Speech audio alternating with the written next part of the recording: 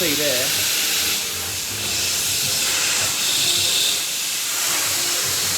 There you go. You can see all them bubbles coming through all the way up there. That is a pretty bad leak. So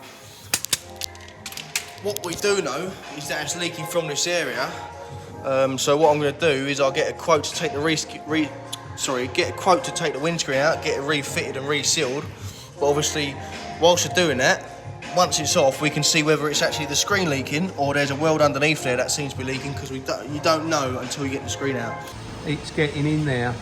This is obviously when Alfie shows the air on the other footage that the air was getting in, but it's not an obvious one. The sealant goes very, very thin and then really thin here, and this is where you got the dirt build up, and it goes all the way around here, and you can see all this excess dirty water where the water would have gone all the way to there, on there, and it actually goes to about here where it would have been sitting at the bottom of the screen for God knows how long before it drips behind the dashboard. So if you see here, this is where the sealant gets extremely thin, and this is where the glass sits on these little nodules. So that where it's got to there, that's exactly the opposite of there. Now you can see on the screen you've just seen.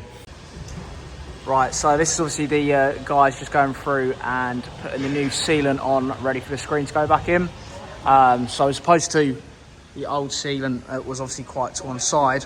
This is going to be much more central, which should get it all sorted.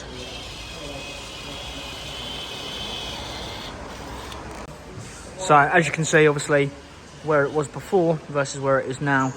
So it's not actually sitting on the nodules or anything like that at all. It will all actually bond to the screen and seal properly.